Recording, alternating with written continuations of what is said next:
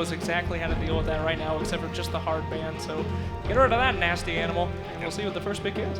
It's like EG almost set him up. Does NP really just want to pick a Wisp without saying they just straight up Wisp, or do you give EG a Wisp plus another hero combo like that? Do you think they have a strategy versus the Wisp Bristleback, which has been the most common pairing for Team NP?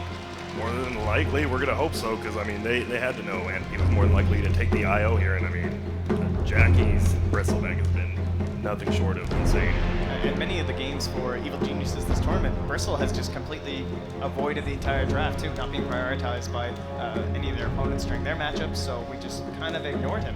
Evil Geniuses, they will do it once again, possibly hand over a devastating combo. Yeah, of course, Phoenix, a decent, reasonable counter with the percentage-based damage, but, I mean, not the all-out counter for it. It's also very team fight focused, right, between both the Phoenix and the Sand King. So they're kind of telling NP, if you're going to play this style where you're willing to group up with this relocate of 2 heroes in, we'll be able to still fight you for it. Exactly, and I mean, we've seen this, like, almost every team's been doing this now this tournament. You pick one of those heroes that, oh, is it off lane, is it position 4, you don't know. Every team's been doing it. Yeah, and I think Nick's also one of those bigger heroes, much like the Sand King. We often talk about where, like, he fits so well, but one thing that Sand King does a little bit better is that when he gets a little bit of space, he can farm up much better on the lane. You don't want to be showing yourself just sitting on a lane as Nick's assassin. The threat is gone at that point, but with the costing on the Sand King, suddenly this guy gets so much farm. However, on the other hand, with the IO, now that they have this Nick's assassin, they're going to be setting up all over the map. Evil Genius is probably going to have to look for more survivable heroes who can try and either 5-man and stick together to avoid that possibility to relocate, or just be able to gank it, or rather dodge that gank at the appropriate time. Absolutely. Quite a demonic pick coming out first. Did you know Evil Geniuses Phoenix has a 66.6% win rate? Pretty terrifying stuff. That is pretty insane if it was 66 out of 100 games. It's only 2 out of 3. Well, that's a percentage. Do you know what a percentage is, Kev? He's correct. Stay with me here, Kev. He's correct. Please He's stay not with me. wrong. I don't have time to teach you math. Oh my god, that's hard to easy. Oh! I really like this Nyx assassin just because there's a lot of uncontrollable damage, right? On the side of EG, you can't necessarily control where your epicenter or where your Phoenix Sunray is going to be aiming at. So Nyx assassin with that spike carapace is going to be able to put a halt to a lot of his combination. Yeah, and it gives you that vision hero that everyone wants. I mean, EG has a little bit of it, but I mean, Nyx, in the early game, you don't have any sentries down. Like, even if he doesn't get a kill, he's going to give you everything you need to know in the entire game. Well, Bristol got banned out, so not really a big surprise. If NP wasn't going to commit to it first 2, they're going to be banned out. Like TA, they don't want to get run over. Like that is how EG wins most of their games, right? At the 20-25 minute mark, they pick those heroes, they just run straight at you, they outclass you in the lane. I mean, that's Artees and Sumail, probably 2 of the best in their respective categories. Considering Fada's performance, do you think Sumail can outclass Fada? I think Sumail can outclass anyone. Yeah, absolutely. I think it'll be as rough as, we had Black switching roles. That's one thing coming back in, but he was still playing competitive Dota. Fata, someone who's been out for a while, now coming back in the mid lane. Do we still rate him a little higher as someone who was still playing but switching roles, even though he's been gone for so long? Yeah, I think so. I just think the problem is, like, Fada, we've seen him been playing. He's been losing most of his lanes. That's the thing. And against EG, they're gonna push the tempo against you. But the other teams were like, oh, Fada lost, but we're just gonna sit back and farm, and then he comes back and just destroys you.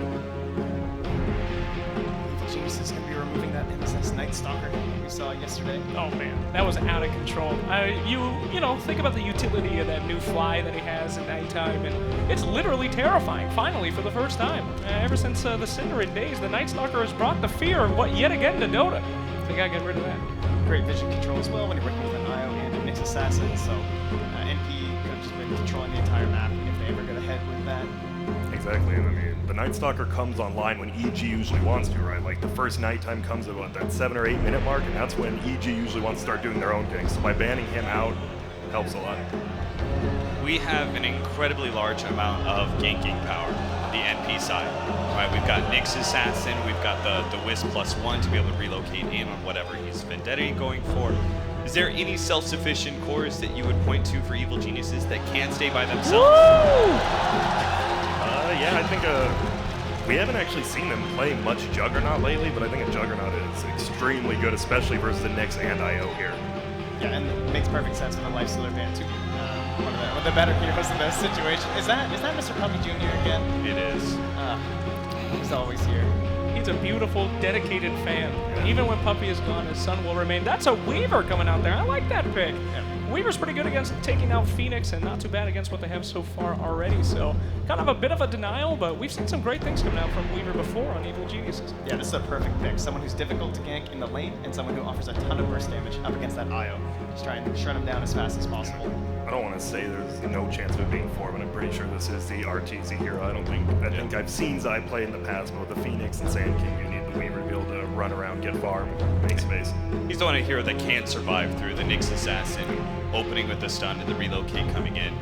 You have so much survivability between time lapse. That's interesting. That's interesting. And Oh he's my showing God. their mid hero already, so maybe give a chance for EG to just counter, something like an Ursa. I think we saw the Ursa versus Fada Ember Spirit earlier, and that was a very, very distinctive win for the Ursa. I like this Ember Spirit pick here too. Again, it's certainly a hero that Fata's been performing well on, but they had these options of maybe thinking towards a later Invoker. Would have been very similar to what we saw from Faceless Ice running around, setting up the Sunstrike and the total global mobility, but IO, of course, works very well with the Ember Spirit, and now we just look for that other partner. As you said, the Ursa perhaps for Evil Geniuses, still also one of those kind of heroes for NP, maybe the Juggernaut to try and handle that Phoenix. Could also use a bit of a survivable safe laner themselves. Whoa, okay, there we go. Pretty much dictates it is going to be the support Sand King with the off-lane Earthshaker. I mean, they've won quite a bit of money with that off-lane Earthshaker in the past. Yeah, certainly. Now we have some very solid lockdown against the Ember Spirits. We've got some good AoE control versus the Wisp combination as well. Grant, as a man who's beat Fear in a 1v1 bit, you know Ember Spirit is been. Yes. You have your last pick for Cement. What are you looking for? I was still thinking Ursa, it's not terrible here, but when's the last time we really seen Sumail play that hero? For me, I really do think it's going to be either Juggernaut or Ursa, man. I just think they both dominate the Ember pretty hard. They match up with them well. The thing is, if Wisp roams in early, it could be rough on them, but I mean, those are the two best by far. I would say they have a lot of AoE control coming out right now from the Sand King, from the Earthshaker, and they're going to be looking to watch when NP's collapsing on that Phoenix Egg. So really all I'm seeing missing would probably be a little bit more damage. A Sumail, Queen of Pain, likely to be the last ban, I would guess, from Team NP. But if not, I would go with that. Man, I'm down here in the Philippines. Where's my chicken? I want some meat. All these guys are so squishy. Come on, give me something big. Who's beefy, Slacks? What do you want? I don't care. Space Cow? I want some damn muscle on this team. Show me some Centaur, bro. Survey says. Thank you. Yeah, well, that's my input. Back to you, Ken. Sven, perhaps for a pickup for NP, or is that just not a good enough carry for you? What are you looking for as your NP? Because you see Evil Geniuses, they've got mobile core, they've got a lot of team fight. Do you even try and fight them at this point, or do you just try and play the split push game? You might have to just play the split push game, and there you go. There's the MSS Legion Commander who we saw, but he had like 40 dual damage by 9 minutes in. I'm sure if we had, stats are pretty irrelevant, but if we had a stats person here, it would be like, that might be the most ever. Yes, it is.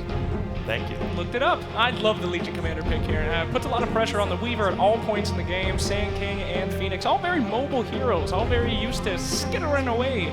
Nobody runs from the duel, so nice pick up there. I like it. Once the Weaver gets Lincolns, I mean, then he's not too scared of like a Wisp and an Ember. They have nothing to really break that. Like Legion Commander has to have some quick fingers. Oh, sure. But, Lincoln Spears can be a sidestep with some, Force Staff, some Yules, some creative purchases. I mean, the fear is always there, Grant. Something like a halberd, but it does require the Legion Commander to always be one step ahead of the Weaver, which is hard to obtain as a 3 position compared to a 1. If you want to win as a Legion Commander, you do have to be one step ahead. That's why Jungle Legions never win. They're always lagging behind.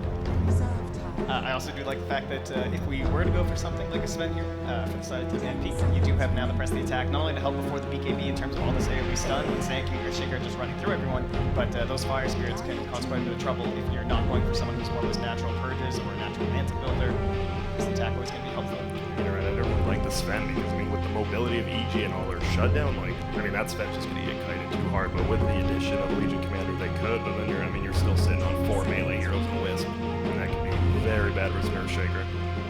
Perfect situation for Evil Geniuses, though. They get to see this hero, and as you said, the potential for getting that devastating matchup in the mid lane is always going to be there, and they'll take it for themselves. So a clever move here by NP, and we may be getting ourselves a legendary Jackie Mao Eternal NP by the looks of it. Yeah. Oh man, Ember Spear by E. It's been a little bit of time or Queen of Pain. I mean, they could just do it. I mean, haven't they just been changing it up all tournament? Like, I wouldn't surprise me if they went middle wisp, you know, the Sing Sing Classic. I hope not. This also changes things for Sumail's pickup now. He's not facing up against the Ember Spirit. I was thinking about that Juggernaut, that Ursa. It looked like a very good pick with our first 4. Does the Queen of Pain change that in your mind, Grant? Yeah, a little bit. I mean, that's why obviously they banned out the Dragon. Like, even with Shadow Strike, you just send it onto him. He just self-sustaining. He doesn't really die. He just farms out, you know, bottle crows. That's all he has to do. Right now, there's definitely not going to be an Ursa. I don't think you can do Ursa versus Queen of Pain. We also do have the OD, someone who people like to take and try and run all together as a big group. It would help in terms of enabling your Sand King to perhaps gank early, but we have the Queen of Pain, you know, she's survival on the blink. You have to really hit that tempo pace with the OD, and if he falls behind, it's a hard time farming. Even if he's good at saving against the Legion Commander, you can run into some trouble. So a similar lane winner, though, in the Death Prophet here for Sumail. I really like this pick. AoE Silence, too, for the IO +1. And a pick that NP has been featuring a lot more in their drafts, but here in this matchup, Evil Genius is going to go for the heavy team fight and push power. Yep, I think the biggest thing is, I mean, obviously they have Ember now, they have IO, they have 2 heroes who can move around the map extremely quick. Even Queen of Pain, I think they want to do a lot of pressure early game. Even though EG wants to 5-man, NP wants to pressure the map, not necessarily 5-man though. All right, gentlemen. Slacks, Yep. feeling it? It looks like Slacks has already made his decision. Hell yeah, I'm feeling it. Death Prophet sucks. Let's go, NP. We're good. I mean, she's got push potential, she's got a silence, but there's a lot of ways to get out of silence these days, you know? And the longer the game goes, worse she is. If there's one thing EG knows how to do, it's how to make a game go longer. Go, EG! I think I like the lane for the Shaker. He'll do relatively okay, get the farm he needs, so I'm going to go with Evil Geniuses. I'm going to do the same thing. I just think their 5-man's too strong. If they win the laning phase, it's just going to be too much. All right, looks like it's Slacks versus the panel. Evil Geniuses versus NP. Game number 1, our first game of the last day of the Manila Masters. Take it away, LD and Gods. Good afternoon, Manila. Are you ready? I'm ready, LD. This should be a good one, Gods. Jackie Mao against his old friend Artur Babev. It's a classic matchup, EG versus NP, and we get into it immediately. So, you know, I want to take a step back. Before we talk about the series and how the teams are going to match up this game, I really want to focus on the lanes, because I think what we saw yesterday was NP surprised the panel, they surprised us, because they just dominated the lane so hard that even if their drafts on paper looked a bit worse later on, it never got to that point. So how do you feel these lanes are going to match up? I think, again, NP have drafted very strong lanes. That's why they last picked a Queen of Pain. Even though they had the Ember, they wanted a mid-hero that could match up well against almost anyone. The Ember safe lane can be pretty strong in lane, considering it's just a Earthshaker up there. So I think all in all, NP, again, prioritizing winning the lanes, doing well in the early game. We see the Legion Commander in the off lane could get paired up with the IO a bit. IO could pair it with mid, because the Death Prophet co-op may be a bit of an even matchup. That's where IO can kind of tip the scales. Some early skirmishing here as Crit will be harassed quite a bit. MSS getting aggressive, but with those irritating Fire Spirits having trouble staying locked on. Crit may have overextended, though. The extra tether move speed allows MSS to stay in range, and Crit doesn't do the math right. NP get an early first blood. Gotta respect that Legion IO duo. Not sure what the idea was there with the level 1 Fire Spirits. Not a spell you'd typically pick up at level 1. Perhaps a misclick. Perhaps he had some idea that they weren't going to get contested down bottom and he wouldn't need the dive, but... I really like that call by NP. As soon as they see it skilled, they're like, oh, we can actually just kill this Phoenix. Has no escape mechanism, no TP, no Icarus dive, and NP go. And that has really been probably the big story of the team, is just decision making and like bigger picture strategy has improved a lot with the new roster. Yeah, and they make sure they bring Fata in to have the numbers, and then even after they get the kill, they don't care about sticking around to grab the bounty rune. As soon as EG come back in, they forfeit the bounty rune. It's 100 gold. The first blood was the bigger claim. And yeah, this start is exactly what MP wanted. A quick first blood. IO's going to have his bottle. And this bottom lane is going to be pretty tough for EG to deal with. Phoenix is not really the best level 1 support. Doesn't zone particularly well. The Fire Spirits isn't going to really offer a whole lot. Weaver is quite strong in these types of lanes, but all in all, this EG lane requires 3 heroes just to be competitive. Well, looking at the other lanes, it's an off-lane Earthshaker up against the dual lane. So, got to imagine Envy should farm freely and some kill potential if Universe isn't careful or sneaks away from the tower. Just going to be looking to play defensively, get his levels. And in mid, Death Prophet versus Quad. Fada has had a hell of a tournament, but perhaps his toughest test yet, trying to 1v1 the young wonderkind. Yes. And Sumail. I mean, Sumail does not lose his lane very often. Is this a lane Fada can dominate? I want to say it's pretty even matchup. Maybe Death Prophet does actually quite alright because you can't blink forward aggressively as a Quap when there's the Spirit Siphon. So if anything, this is a pretty good matchup for Sumail, and it is going to be a straight 1v1 for now. It doesn't look like either team are going to commit any support presence to that mid lane, although that could change. AUI's Nyx is definitely the hero I look at to kind of rotate towards that mid lane. Similarly, Zion the Sand King can do that, but he's required at this bottom lane. As said, if they want to deal with this Legion IO lane, they need 3 heroes. So this means that Fata is unlikely to be ganked. Aggressive pressure here from MSS. Fearless as he charges in.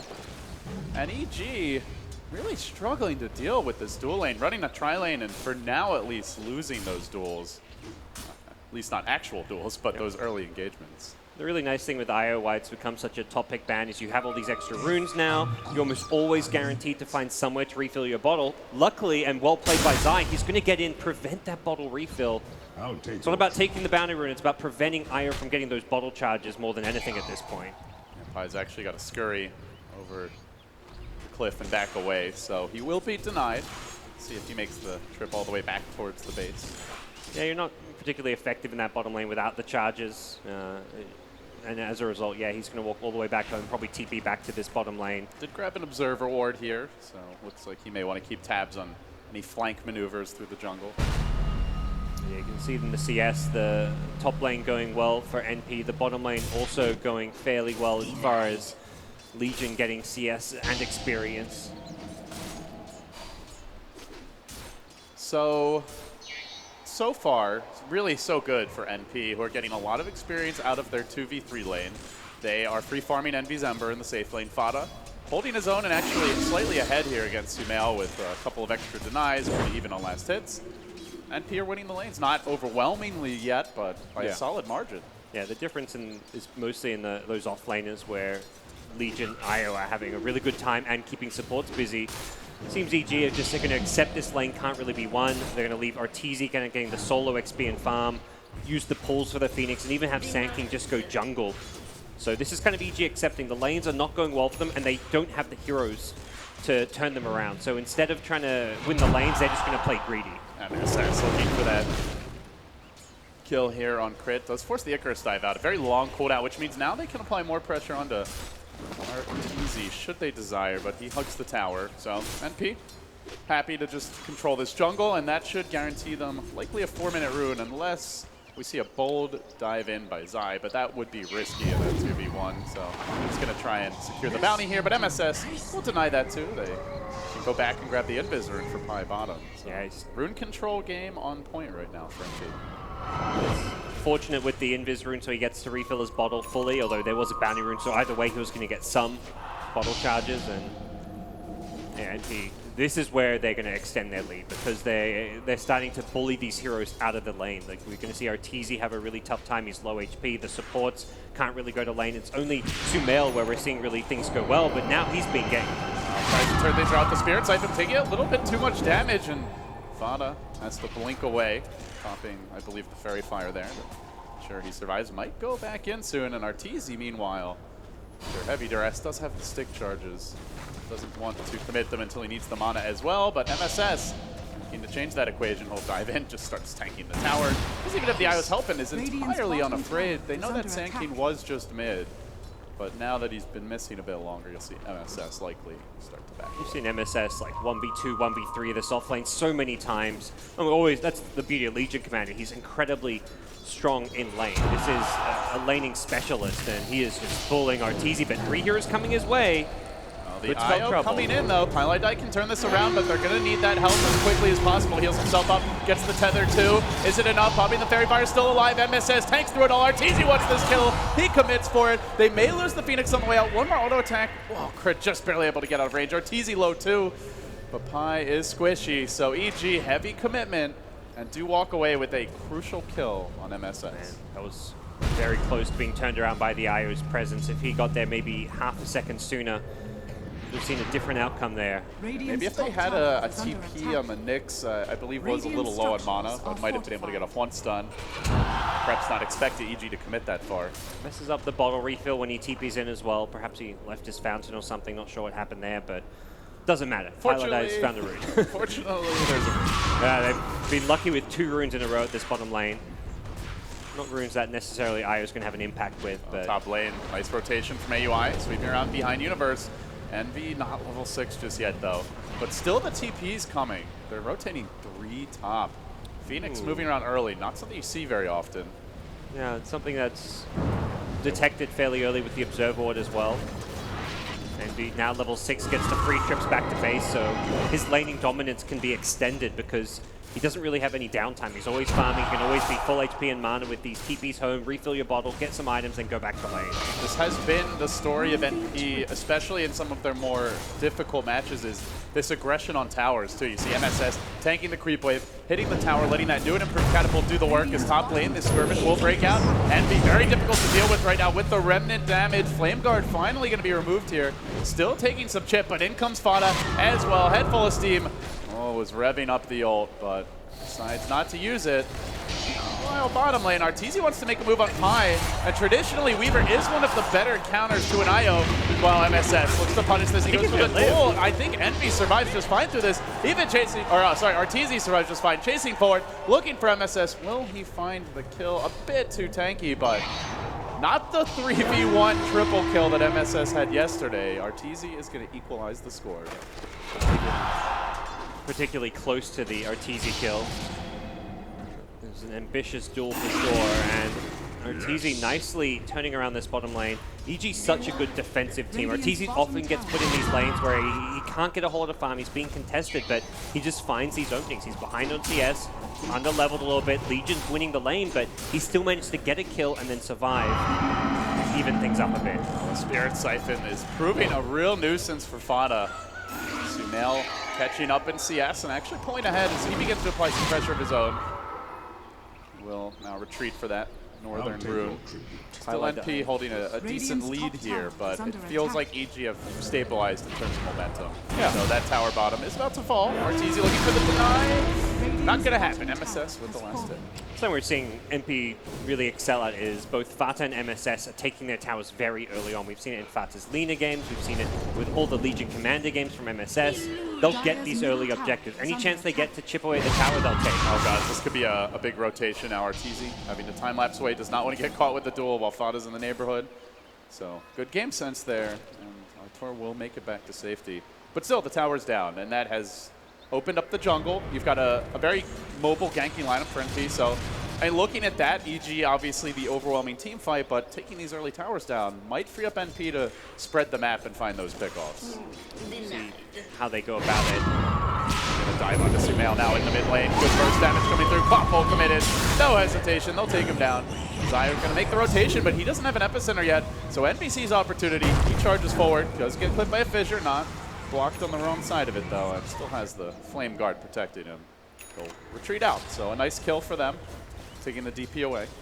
NP have been very active with their cores. We saw Fata rotate top early. Even though they didn't succeed there, we can see a very clear game plan from NP, which is to win the early game, find these pickoffs, and turn them into objectives where possible. They managed to do that at bottom lane with the tower. They haven't got any additional towers just yet, but again, we see a core rotate. NP goes from top to mid, catches the Death Prophet by surprise.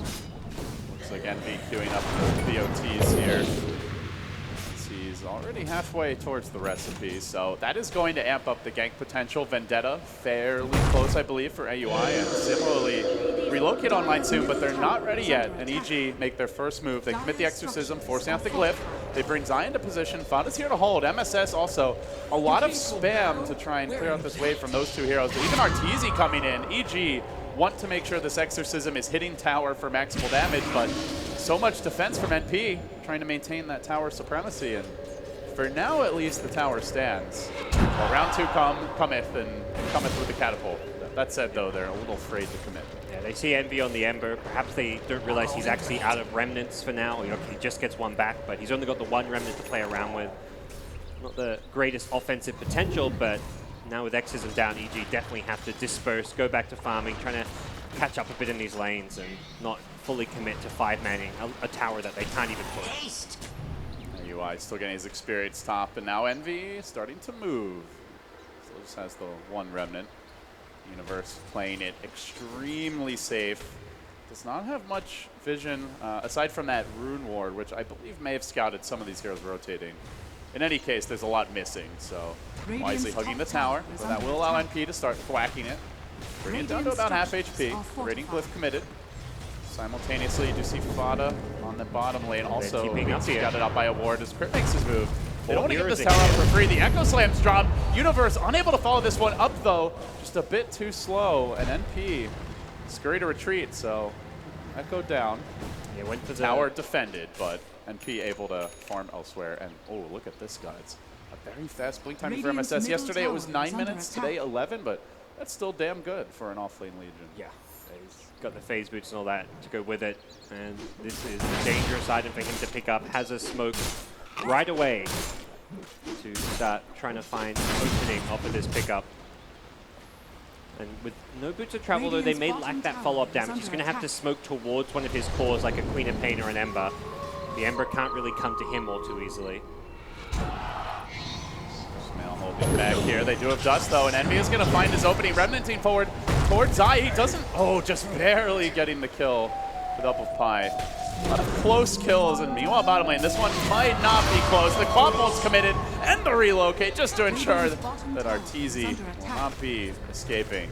So NP grab another kill, and they maintain the map control edge, at least for now. Sumail poking up mid, does have Exorcism, but doesn't want to be committing it when he's got no backup behind him.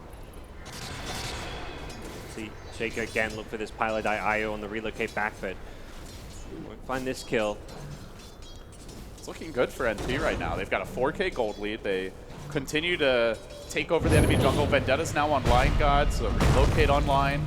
BOT is about to come out for Envy, so this almost immediately turns into a global lineup with, you know, potentially 4 heroes showing up out of nowhere and a very good chasing squad as well. So once you get that first kill, you can just snowball the fights from there. Reminds me a lot of that Faceless game where they just win these side lanes incredibly hard. They don't really mind what happens mid. Like Fata just gets put in a 1v1 matchup where he's going to farm, his opposing mid's going to farm. Trying to get in range here, closes for the Burrow Strike. Do they have to follow down to bring Fata down with the Fissure? They will. The beauty of the CG draft, tons of lockdown between the Sand King and the Shaker. Yeah. You can see in the net worth, like Death Prophet very farmed up there with all the NP cores, but then it's these side lanes, the Weaver who gets pressured by these Legion Commander dual lanes, the offlaner, Earthshaker, never going to get much farm against an Ember Spirit. Ember can just 1v1 him and has kill potential, so NP know they just need to win 2 of the 3 lanes. Fata's a good defensive mid player. He's going to just stay alive for the most part, does go down there, get his farm. He's in a good position to at least offer something to the NP mid game. While EG may not have the mobility, and while they may be down a decent amount in net worth, they have the team fight, and they want to take advantage of that. Sweeping towards top as a 5-man squad, they dare NP to engage. You see Envy scrambling bottom to try and split push, but an Ember at this stage won't do all that much to a tower. It only really chip with no catapult here, so looks like EG probably get that tower without a trade. I wonder if EG even press further forward. They've got level 2 Death Prophet ultimate now. Sumail, very high level. MSS is thinking about fighting this, but there's so many heroes missing. You see the Weaver and the Death Prophet top. You got to figure EG have 4 or 5. And you now does 1 TP away. They stick around with the majority of the squad, guys. This could be an opening, though. MSS prepping for the duel, and he is going to go for the Blake Jump Initiation Remnant there from Envy, but do they have to follow firepower? They need to lock him down. They will, and it's a win. MSS getting on the board. Not quite the free relic at sub 20 minutes that we saw yesterday, but still much needed duel victory for him as they continue to ramp up the aggression. NP sweeping towards mid. Fana pokes that in. He's going to get caught by Burrow Strike, but AUI is waiting with the Carapace.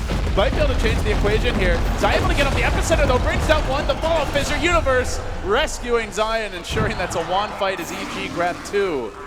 And on top of that, they keep the tower fully healthy. Fata was banking on AUI, getting some good disables off there, be it the Carapace, the Impale, but the Earthshaker fissure, they didn't actually know the Shaker was there, I want to say. They had the Dire Ward behind the tower, perhaps they hadn't scouted them out, but for whatever reason, AUI was unable to cancel the Epicenter, and that demolished them. Zai's going to get almost a completed Blink Dagger off of those 2 kills. Yeah, maybe expecting the Sandstorm and not a full Epicenter commitment just for a Queen of Pain, but no damage done until that Epicenter goes off, so bit unfortunate for NP. Can't really assume he's going to Epi there, but it does cost them. And they also knew there was like no Radiant Sentry for the Nyx Assassin. They had a Dire Ops plus Sentry mid, so AUI's like, well, they're not going to see me if I Vendetta in. This should be a good kill. All right, who's baiting whom here, gods? Sumail looks like gets the jump with the Soul Siphon, or Spirit Siphon, and now committing the Exorcism. Do they want to commit the push? No, the team fight breaks out in the bottom lane potentially. Sumail in the hunt, diving into 3 heroes. That is a very confident Death Prophet. Doesn't have to back up yet, but Universe lumbers in and will be available for the assist. So far, nothing really gained. While meanwhile in the mid lane, Crit's in danger. Quap ult was already dropped, trying to sunray his way up to the high ground, but there's no running from a Quap with Blink. So Fada collects his bounty to secure the kill. And with the Exorcism on cooldown, you would think an ideal situation for NP to make a more aggressive move. Also, the Epicenter is still cooling down. Yeah, it'd be a good time to try and take that mid tower or go for a smoke, try find another dual kill. They've got 2 great gankers in both Nyx and Legion Commando, and these act as great setup for IO relocates. You can just have a Legion go for a solo smoke or a Nyx go for a solo Vendetta around the map. You find a hero, you initiate, you relocate in with anyone, a Quap, an Ember, it doesn't really matter. Boots to travel from the Ember. You may not even need to relocate, and it's very easy for NP to find these pickoffs.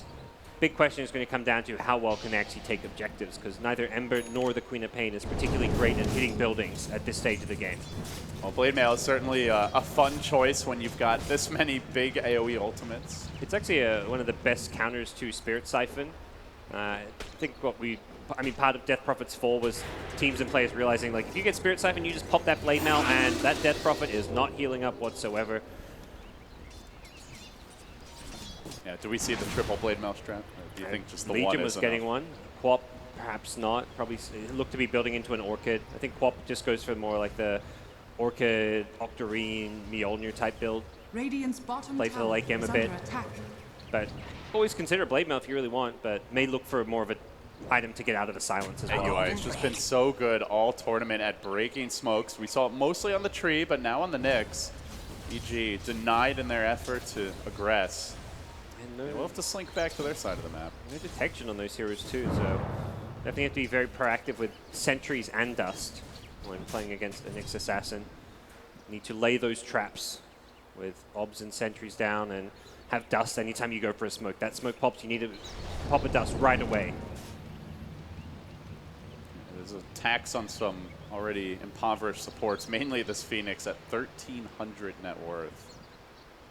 Crit going to have a very difficult time getting his complement of spells off. And with that Quap, there is some potential to just snipe the Supernova if he, especially when he's under level. So Fata's got the Orchid just coming out of the courier now. That's a dangerous item for this Arteezy Weaver. He's working on a Lincoln Sphere. I think he's still a little bit short, so there may be a window where he'll be exposed. Yeah, he's actually quite a ways away from a Lincoln Sphere, so. Went for a lot of cheaper items with the treads, the bottle, and the wand to boot. But even Sand Kings, Earthshakers, all these disable spell-reliant heroes are going to struggle against this. But Arteezy's the big hero that's often alone, just solo pushing a lane who you want to be able to not get ganked in. This is the item to make sure you can kill him. Does want to play very defensively until he completes it. Meanwhile, bottom lane, Echo Slam committed. They want Envy, and by golly, they're going to get him too. Did spend his gold, rush to grab that medallion, so looks like we will be seeing the Solar Crest build again from Eternal Envy. We saw this yesterday on his Ember, but that game they were very far ahead. Thoughts on the Solar Crest in this particular matchup? It's certainly not a very common Ember item to grab. Yeah, it seems like an Envy item to grab. He absolutely loves the item. We're seeing it every game on the Bristle, of course, where it's a bit more of a standard meta item, but he just really likes what it provides him. It's very cheap, cost-effective armor evasion at a very low price point. This game, the evasion isn't really amazing. I almost feel like he needs to go for an item that's going to help him against what we just saw happen, the chain stuns, the silence, Maybe something that's going to just... He just needs to stay alive, tank up. The Blade Mail gives him that a bit. The Solar Crest does as well, but not sure if it's like the ideal. Could be an opening as they make their move. Tool number 2, easily won by Mojo Storm Stout. Didn't even have to drop the quad bolt there. EG countering with a flank of their own, and they do leave with the Death Prophet here. Pylon Die's going to get caught. That means there won't be a relocate counterplay. No, they ignore him. They go for the bigger target. Nice and boy, it was a mistake because Pi is there with the save, at least for now. Maybe they still get MSS, but they're spending a lot of time. This could allow for reinforcements to come in. Envy, I believe, had already TP'd bottom. MSS charging forward, though, confident to try and take this fight. Now a whiffed Burrow Strike, a comedy of errors for EG, failing to find kills, and Fada is there with the punish, gets the first, and now they look for more. Weaver still down, the quad ball jumping forward, not quite enough. The stun just a bit short of tower, but a good purge by MSS, keeps him alive, and finally Envy arrives, gets the chains, he fights in the exorcism, he's got the double blade mail, Sumail kills himself with the ghost. Casper is not your friend, my lady. Now, Weaver a bit late, has to run away. Oh, God, that was a pretty awful fight for EG. It's got very messy, all off of a Pylon relocate save. They tried to catch the quad by surprise. I think that was the reveal of the Atos on the Death Prophet, and that was the item which was meant to completely shock either the Ember, the Queen of Pain, and get a kill, but immediately the relocate save from Pylon pulled the Queen of Pain out of there, and then EG's on the back foot. They're kind of just scurrying around like, what do we do? They know there's a Legion who's kind of isolated, but they can't really kill him even though he's by himself, and then it just buys time for MP to regroup and get Ember into the fray as well and find some big, much-needed kills. We haven't seen too many Pylon relocate saves as of late, even though he's played a decent amount of Bio, but it's nice that they're making a comeback here. And what a time for it. You've got to find a way to get on top of this IO and deal with him before you can approach the cause. So as a Death Prophet up against the double blade mail, what's your best way for dealing with that? Taking up, and he's going to need to take up. Sumail dropping the ults, he's going to dodge the stun and the chain. Very well played by him. Still, there's a lot of follow-up pursuit. Can they lock him down? They will. They burst him too. NP, just like that, 5 bottom. Oh dear. Good luck leaving your base as your EG. Sure, great 5-man team fight, fantastic high ground, but, well, when just the Io goes back top, I suppose they can at least find something of a counter kill. Yeah, outside of the base, like, they have this big team fight, but good luck ever getting it, Gods, because NP just have the maneuverability to avoid those 5v5s. I think for EG, it's like, well, we're going to have Epicenter, Phoenix, Supernova, the Sand King, the Earthshaker, Echo Slam as well. 5v5 work great, but the problem is NP will just split the map. All blink into the low ground. Fada is going to get caught up by Universe here. Has the Echo. Probably needs to commit it. Trying to time the stun just right, and he does so with the Supernova, but still it's not enough. MSS saving him. The follow-up Sunray secures the kill. Arteezy chasing for more. I do not know if MSS is a possible kill with Pi coming in for assistance. They will have to commit heavily for this. A great fissure block, trapping MSS. They even burrow in, but he's still surviving through all this damage. Finally, no! He will go down, but my goodness, a tough kill. EG, lucky that no one else was there. Feels like even just Envy showing up might have turned the tides. He's in fact mid though. Envy able to zip away, but EG were swarming in, trying to converge on him. Yeah, EG taking some risks, but feels like risks they need to take. These kills to keep the game within striking distance for them. Yeah, that was some serious aggression up top. EG diving well under the tier 2 tower, but if Nyx plus Ember can rotate in, I feel like NP have all the tools they need to turn that one around, but perhaps TPs were down and they just weren't able to get there. And for MP, it's like they want to be split around the map. They don't want to fight into the 5v5 of EG. So I think the game plan is if you do get caught, just Pylon try and save him, but don't just suddenly bring 5 heroes to a team fight where Echo Slam Epicenter can completely demolish you.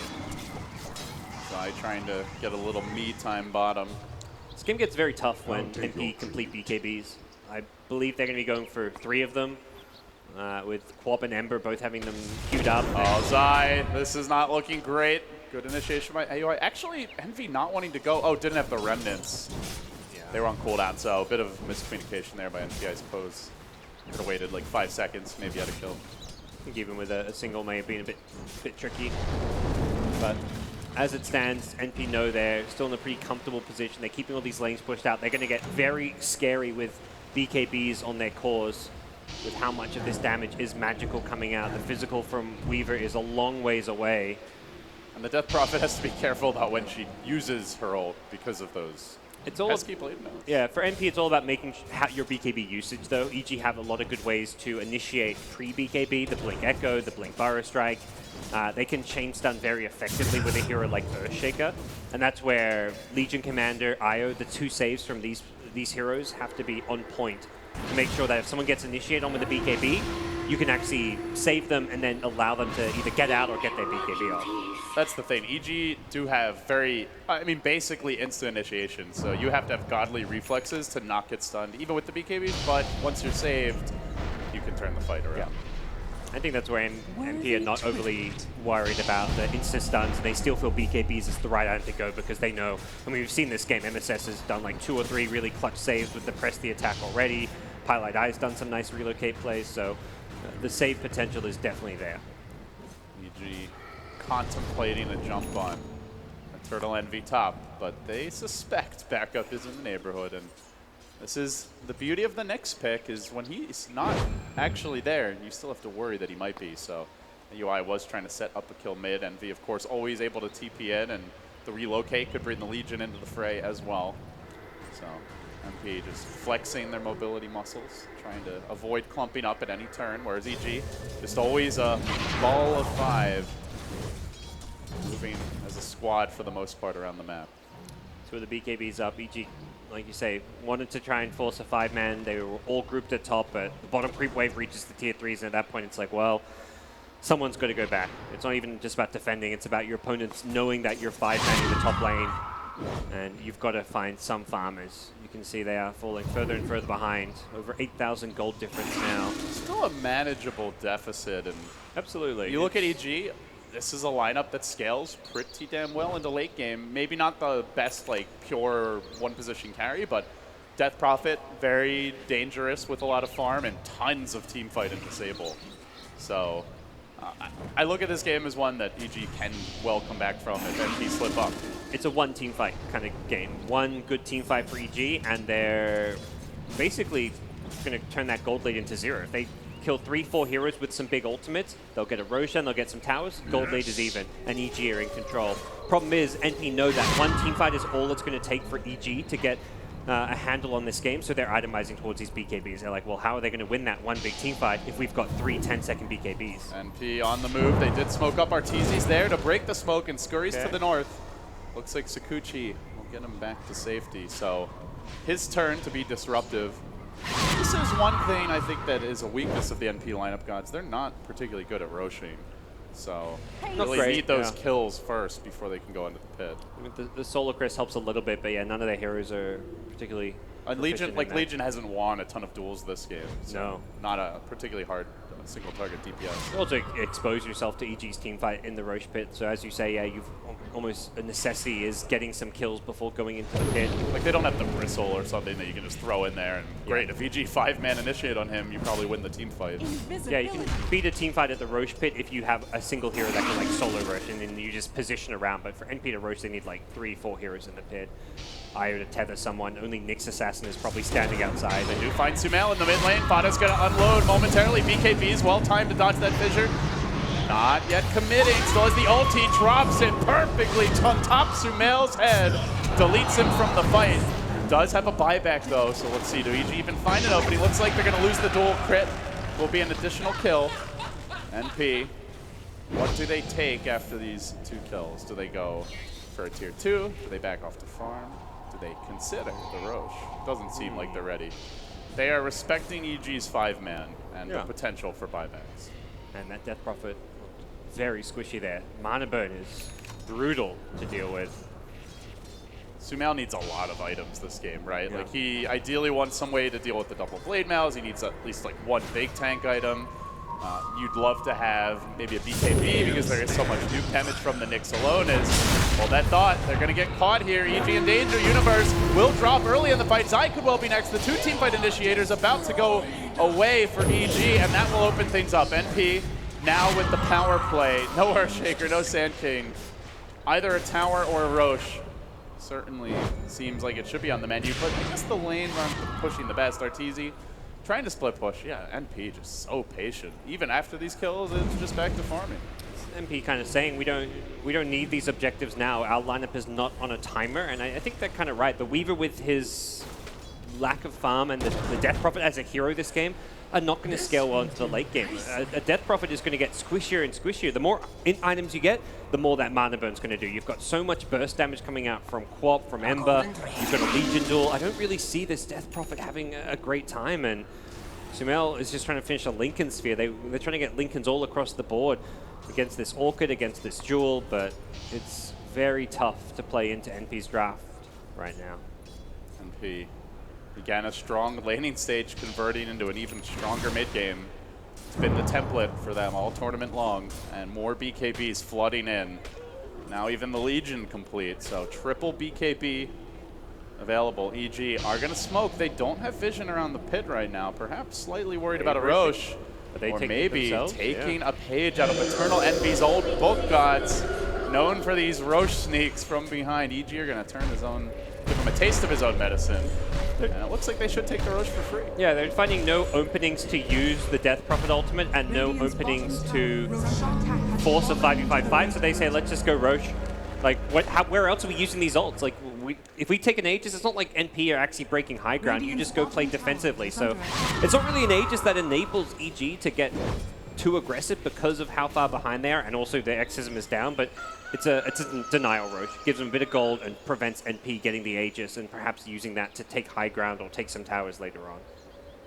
EG, as much as their lineup doesn't necessarily scale great to the late game, they need to find a way to get there with a few more items. Late game for them comes down to getting farm on Weaver, getting more farm on Death Prophet. Definitely a nice shot in the arm for them. EG still mostly stuck pretty far back on their side of the map. They do try to make an expedition up into the northern Dire jungle. Phoenix protecting Arteezy, who with the Aegis feels a lot more confident. Closing in on an MKB, so wants a tool to deal with that Solar Crest. And we'll be finishing it fairly soon. Definitely a game where Weaver needs damage. They're hunting Zai here, bottom. Good initiation. AUI on point with these stuns. And NP will punish him again now. Popping the drums on the retreat. They are going to be able to potentially catch out this Nyx Assassin. AUI went for a bold TP, but the Spirit Siphon and the Yules afflicting him. Now the follow-up Enchant Totem. EG will get a scrap of revenge, so a support for a support here. Yeah, that's good trades for EG. They'll take any one-for-one they can get at this point in a similar role, and they're not looking to force big fights, take objectives. They're just looking to play this, slower kind of game. Hope NP doesn't kill off any of their cores, and don't give NP the free pickoffs. If you can punish anytime they get a kill, that's going to kind of play into EG having a stronger late game, getting kills for their cores. And in good news for EG, I guess the one concern here for NP is they are ahead in net worth, but they haven't really itemized to like try and take it super late. You know, you don't go Solar Crest Blade while BKB is Ember if you want to farm for 50 minutes, at least not ideally. And same even for the Queen of Pain going for the Orchid Rush, hasn't found too many kills this game. So I think all things considered, it could be a lot worse economically if NP had gotten away with some greedier items. Yeah. And even going for this triple BKB, you normally go for the BKBs because you want to fight immediately with them and get something done as far as Roche objectives go. And NP got 3 BKBs. They haven't really been finding fights, haven't been finding too many pickoffs. So EG only finding like good trades against BKBs has so far been very good by them. Are far out here though, gods. Yeah. Potential courier to be hunted. AUI, does he want the courier or does he want the heroes? I don't know if he realizes the heroes are in the neighborhood. Ooh, 2 for the price of 1.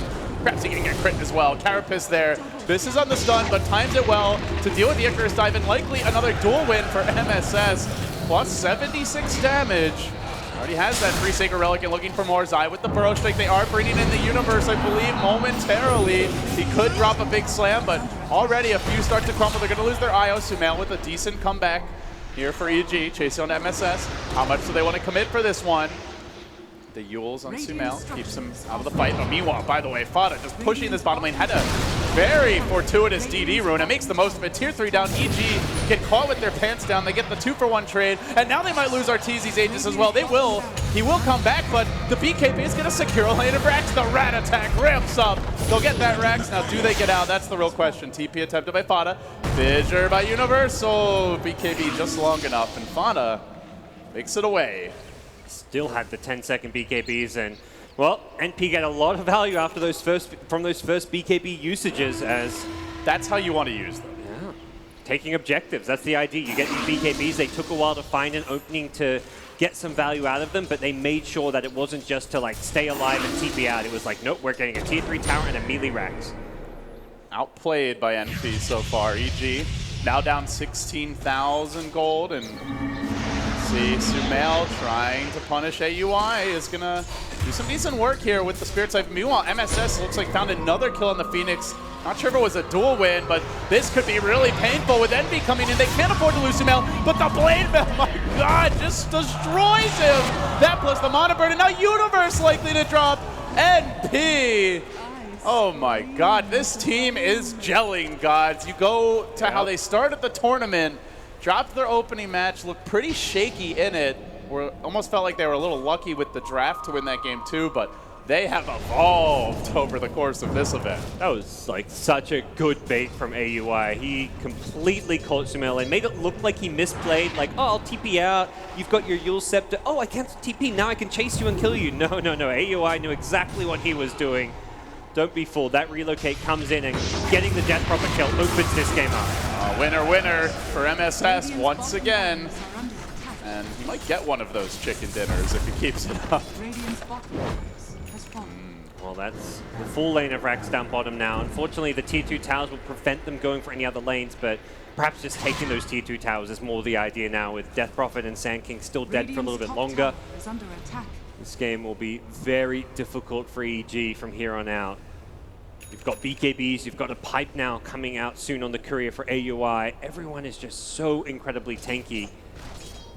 So many easy kills, MSS now up to plus 112 damage. So as these kills ramp in, the next one's getting even easier. 22,000 gold advantage. 22 kills for NP, and a cliff for EG to climb at this point. And what makes it worse is with that lane down, gods, there's a little bit less gold to go around for them, and it's even harder to leave the base with NP having more and more room to project force, find those ganks around the map. EG start to feel like they have to force it, and they're going to smoke. Bottom lane is pushing out. They're showing Sumail and the Death Prophet bottom. Perhaps this could be a beautiful bait. But AUI, as he so often has been, looks like he's primed to reveal the smoke. And Crit just might be giving up a free kill here to Fada with a tasty DD rune lurking in the river. Hey guys, come and get me, and they might just, but MSS is there with the purge. Now the BKB comes out. What a trap NP! Oh my, Admiral Akbar would be proud. Fada blinks away. Now a very bold and over-ambitious egg will be cracked as NP look for Sumail. They want these extra kills. 3 have fallen. It's all over in game 1. NP flummox EG, and they'll end it with a tasty Sonic Wave kill. 26-11. A dominant showing down the stretch by NP. Such a well put together draft. NP